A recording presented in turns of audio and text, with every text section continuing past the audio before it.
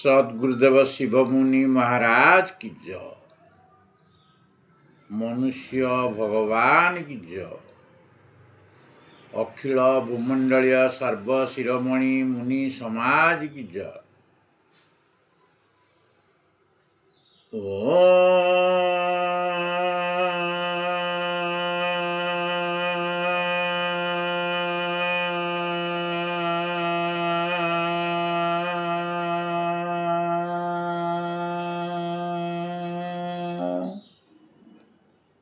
मु आज सर्वप्रथमे आत्मदेव को स्तुति करी आत्मज्ञान विषय आलोचना करिया जाऊँगी।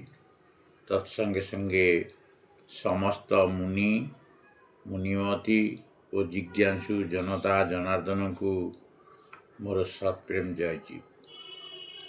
लोके कहती आज आमे आलोचना करिबा जे संसार अमर हो गले संसार भीड़ हेब नाही।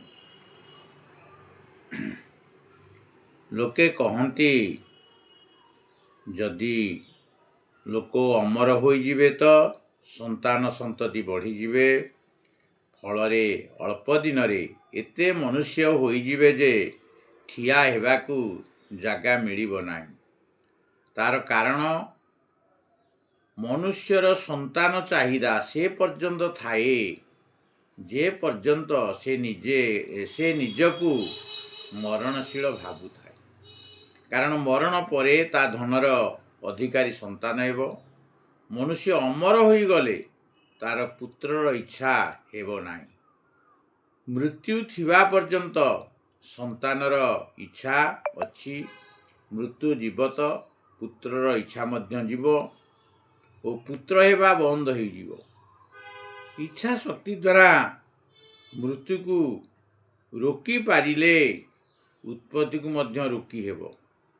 जन्म और उत्पत्ति को रोकिबा कष्ट हेब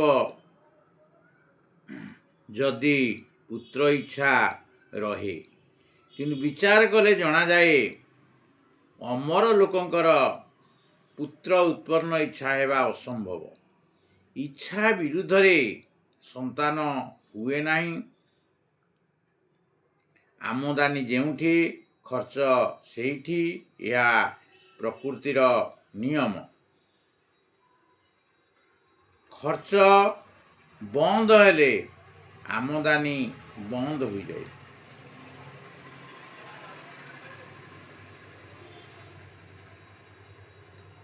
कूअरे जदि नूतन जल आसु थाए खर्च चली थाए।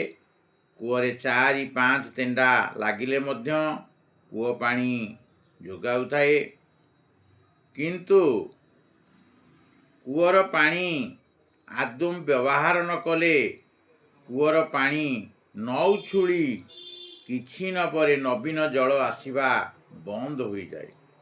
यह प्रकृतिर नियम। जेउठी मरण नाही सेठी जन्म हेबा असंभव। संसार रे सर्वपुष्ट ज्ञानर प्रचार हेले लोके अमर हो जिवे। अमर हेले जन्म बंद हो जिवो। सेतेबेले लोके मुक्त होई जन्म मरण बंधन छुटी जिवे। मरण क्रम बंद न हेले जन्म क्रम बंद असंभव। जीवन मुक्त सेही जे जन्म मरण बंधन मुक्त। तुम जन्म मरण जे जन्म मरण चिंतारू रहित से जीवन मुक्त। से सबु प्रकार बंधन मुक्त। ब्रह्म ज्ञान द्वारा मनुष्य अमर हुए। यदि शरीर मरणशील तेबे मरण भय जाई नाही। प्रकृत ब्रह्मज्ञानी सेही जार मरण भय नाही बा मरण भय न थाए। बहुत दिनरू मनुष्य मुख्य हेबाकू चाहुछि। ଯତ୍ନ ନିଷ୍ଫଳ କେବେ ହୁଏ ନାହିଁ। ହଜାର ହଜାର ବିଦ୍ୱାନ ଏହି ଅନୁସନ୍ଧାନରେ ଅଛନ୍ତି। ସମୟ ଆସିବ, ଲୋକ ମୃତ୍ୟୁକୁ ଜୟ କରି ଅମର ହୋଇଯିବେ। ମୁଁ ଏତିକି କହି ମୋର ସତ୍ସଙ୍ଗକୁ ସମାପ୍ତ କରୁଛି। ସମସ୍ତଙ୍କୁ ମୋର ସତ୍ପ୍ରେମ ଜୟ ଜୀବ, ଜୟ ଜୀବ, ଜୟ ଜୀବ।